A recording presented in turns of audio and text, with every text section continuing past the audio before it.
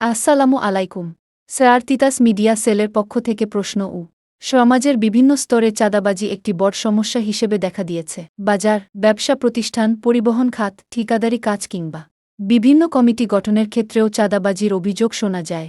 এসব ধরনের চাঁদাবাজির বিরুদ্ধে আপনার অবস্থান কী এবং এ ধরনের অপকর্ম বন্ধে আপনি কী ধরনের পদক্ষেপ গ্রহণ করবেন? ধন্যবাদ আপনাকে।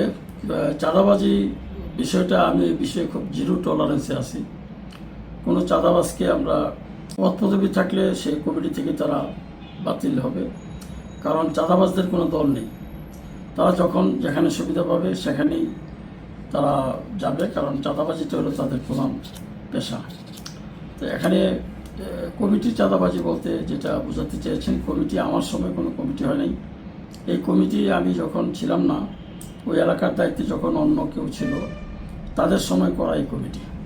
সুতরাং এটা এর পরে যখন বিভিন্ন পত্রপত্রিকায় ওই কমিটির নামে চাঁদাবাজির বিষয়টি আসছে আমরা দেখতে পেয়েছি, সেখানে আমরা একটা কমিটি গঠন করে দিয়েছি এটাকে পরীক্ষা করে জানানোর জন্য। সেই কমিটির আহ্বায়ক করা হয়েছে জেলা কমিটির যুগ্ম আহ্বায়ক, যুগ্ম আহ্বায়ক বা সিনিয়র যুগ্ম আহ্বায়ক হাসিম চেয়ারম্যান সাহেব, এবং সদস্য করা হয়েছে যুগ্ম সচিব, যুগ্ম সম্পাদক আলহাজ মহিউদ্দিনকে।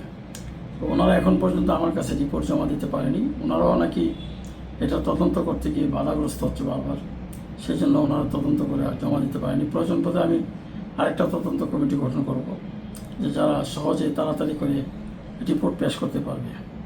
আমরা চাই যে চাঁদাবাজির মাধ্যমে যদি কমিটি আসে সেটা বাতিল হবে, এবং কোনো চাঁদাবাজকে আমরা কমিটির মধ্যে জায়গা দিতে রাজি নই। স্যার, সামনে স্থানীয় সরকার নির্বাচন আসছে। একজন মেম্বার, ইউনিয়ন চেয়ারম্যান বা উপজেলা চেয়ারম্যান হিসেবে আপনি কেমন ধরনের প্রার্থীকে যোগ্য ও জনগণের জন্য উপযোগী মনে করেন? এ বিষয়ে আপনার মূল্যবান মতামত জানতে চাই। স্থানীয় সরকার নির্বাচনে আমাদের দল যেহেতু নির্বাচনে দলীয় কোনো প্রার্থী থাকবে না, এ বিষয়ে জনগণ যাকে ভোট দেবে জনগণের উপরই এটা নির্ভর করে। যেহেতু বিএনপি কোনো প্রার্থী দিচ্ছে না, দলীয় কোনো প্রার্থী দিচ্ছে না, সেখানে যারা সৎ এবং জনগণের জন্য কাজ করবে তাদেরকে জনগণ ভোট দেবে। সেখানে আমাদের কোনো হস্তক্ষেপ থাকবে না। একেবারে সুষ্ঠু অবাধ নিরপেক্ষ নির্বাচনের জন্য আমরা আমার নিজের এলাকায় সেটা আমরা প্রয়োজনীয় ব্যবস্থা নেব। স্যার, বর্তমান প্রেক্ষাপটে আমাদের এলাকায় এখনও যারা মাদক ব্যবসা, চাঁদাবাজি এবং বিভিন্ন সন্ত্রাসী কার্যকলাপে লিপ্ত রয়েছে তাদের দমনে বর্তমানে আপনার অবস্থান বা পদক্ষেপ কী? এই অপরাধ চক্রকে চিরতরে নির্মূল করতে আপনার প্রশাসন কী ধরনের জিরো টলারেন্স নীতি গ্রহণ করছে তা জানতে চাই। আমাদের নির্বাচনী এলাকায় মাদকের বিষয়ে আমরা জিরো টলারেন্সে আছি, এবং মাদক যেখানেই মাদককে পাওয়া যাবে, মাদকের কারবারি হোক আর মাদক সেবনকারী হোক, তাদেরকে কোনো ছাড় দেওয়া হবে না। ইতিমধ্যে হোমনায় খুব ভালো কাজ হয়েছে।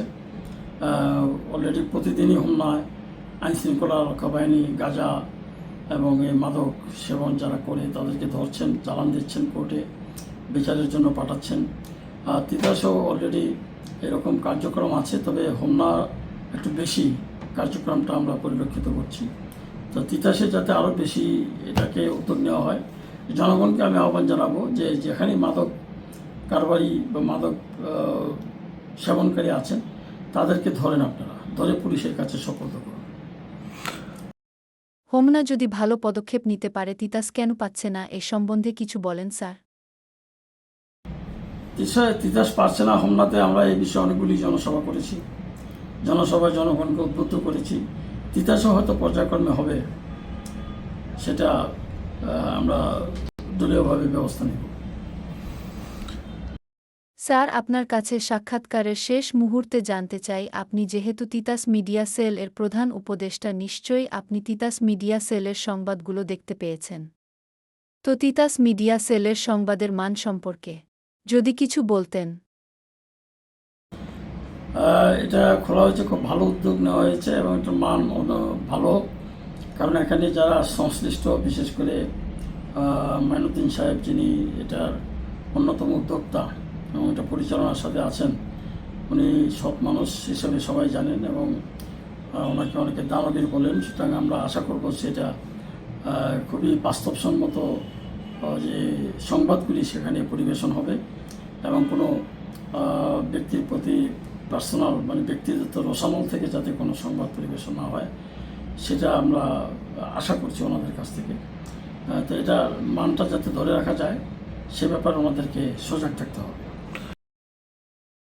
স্যার, আপনি যেহেতু তিতাস মিডিয়া সেলের সংবাদগুলো দেখেছেন এবং পড়েছেন, তো আপনার ব্যক্তিগত দিক থেকে এই প্রতিষ্ঠানটির প্রতিবেদনগুলো কেমন লেগেছে বলবেন?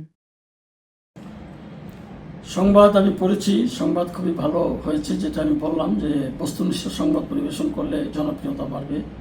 কারণ লোকালি যে সমস্ত মিডিয়াগুলি পরিচালিত হয় অনেকগুলোই হলুদ সাংবাদিকদের দ্বারা পরিচালিত হয়, যেটা মানুষ ভালো চোখে দেখে না। সুতরাং এখানে যে নিউজগুলি পরিবেশন হচ্ছে সেটা আমি দেখেছি যে সেটা খুবই ভালো মানের এবং তারা এই মানটা যাতে ধরে রাখতে পারে সেটাই আমি বলছি। আপনাকে অনেক কষ্ট করে তিতাস মিডিয়া সেলকে সাক্ষাৎকার দেওয়ার জন্য অসংখ্য ধন্যবাদ জানিয়ে শেষ করছি। আসসালামু আলাইকুম। আপনাকে ধন্যবাদ।